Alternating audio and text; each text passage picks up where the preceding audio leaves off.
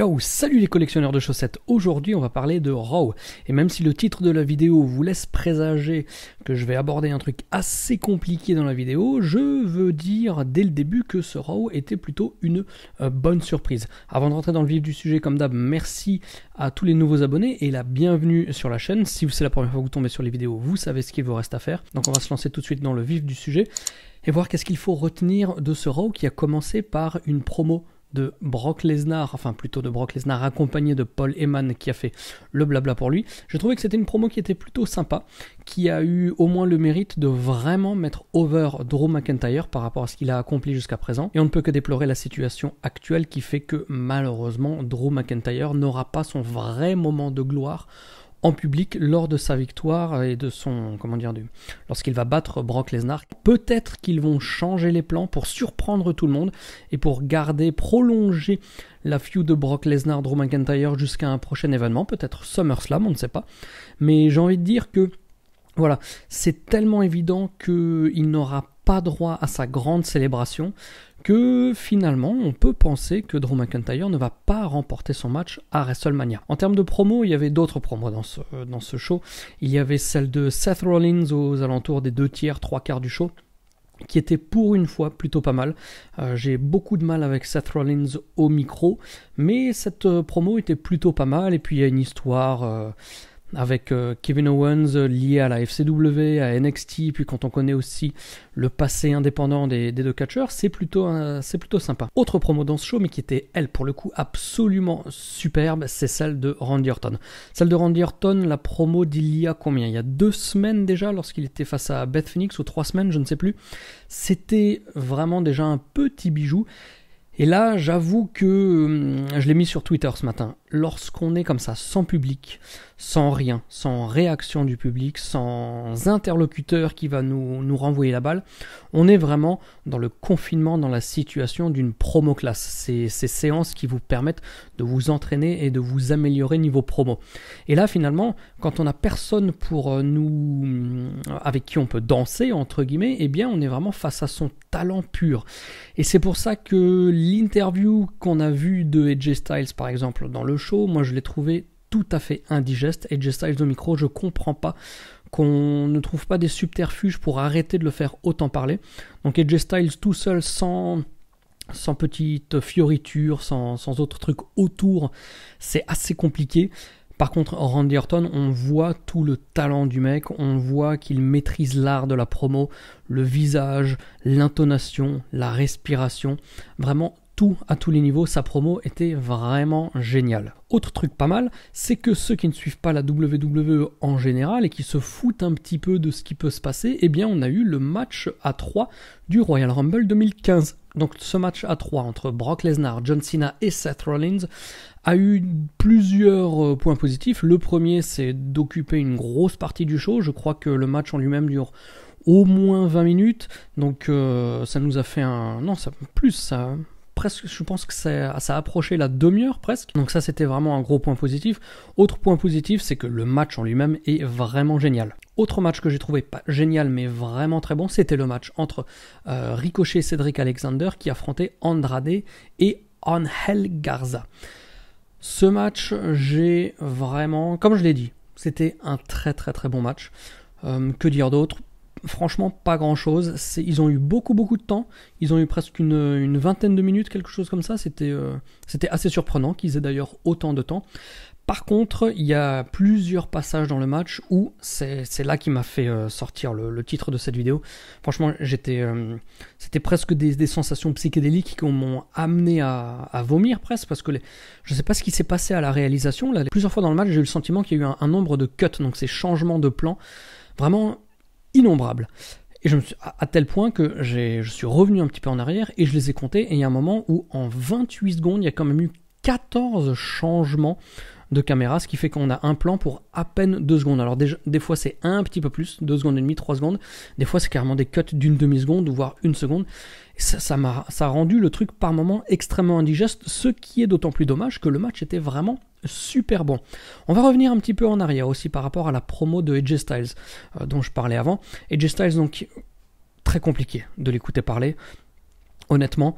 Par contre, ce qu'il a dit, c'est que voilà, l'Undertaker maintenant, c'est plus vraiment l'Undertaker, c'est Mark Calaway. Il a un compte Twitter. D'ailleurs, ceux qui êtes sur Twitter, vous l'avez peut-être vu comme moi il y a plusieurs jours, ça date d'il y a 3 ou 4 jours, Undertaker qui est avec Michelle McCool dans sa piscine avec un tigre. Donc je sais pas trop ce qu'il fout. Et donc AJ Styles démystifie un petit peu le parcours récent de l'Undertaker en disant moi je ne veux pas Mark Calaway, ça ne m'intéresse pas. Celui que je veux c'est l'Undertaker, le Deadman, celui qu'on connaît, qui a eu la streak jusqu'à WrestleMania 30, celui qui avait les gants gris, les gants violets. Le Deadman, le vrai Deadman. Alors je sais pas, je dis les gants gris, les gants violets, pas forcément. En tout cas, ce que veut AJ Styles, c'est l'Undertaker, le vrai Undertaker, qui constitue une vraie menace et il a envie de se prouver aussi à lui-même qu'il peut battre l'Undertaker. Et pour un petit peu comme ça titiller l'Undertaker, pour que le vrai Deadman réapparaisse lors de WrestleMania, il le challenge, non pas un match classique, non pas un no DQ, un Hell in Cell, n'importe quoi, mais un match ils l'ont appelé dans un boneyard. Donc c'est un nouveau terme vu les circonstances actuelles, je pense, pour pas que ce soit trop épineux, mais en tout cas dans un match du cimetière. Alors je ne sais pas sous quelle forme ça va vraiment se dérouler. D'ailleurs, WrestleMania, c'est dans... Quand est-ce qu'il va y avoir, est-ce qu'il va y avoir d'autres Raw d'ici là ? On aura encore un Raw la semaine prochaine pour voir un petit peu dans quelle direction ils vont pour ce match du cimetière. Mais donc voilà, le match du cimetière entre AJ Styles et Undertaker. A priori, c'est acté. On attend bien entendu la semaine prochaine la réponse de l'Undertaker. Autre point positif de ce show qu'on aurait pu attendre dès SmackDown, mais ça n'a pas été le cas, c'est que enfin finalement ils ont fait comme la AEW, ils ont placé la caméra non pas face à des chaises vides du public, mais bien face au stage. Donc ils ont bougé la caméra et là c'était vachement plus vivant, le décor était beaucoup plus plein, donc ça a enlevé, comment dirais-je, ce côté complètement mort. Sans bruit, sans rien, ou qui vraiment accentuait le fait qu'on était dans une salle où il n'y avait pas de public. Donc voilà, plutôt on va dire, peut-être pas 2 pouces en l'air, mais au moins un 3/4 de pouce en l'air pour cet épisode de Raw, qui a su combiner plusieurs éléments de qualité, que ce soit en termes de promo, que ce soit en termes de setup, sauf la production. La production, ça c'est encore autre chose où il y a eu quand même des petits manquements selon moi. D'ailleurs, je sais pas pourquoi, c'est très bizarre que ce soit concentré comme ça dans un seul match.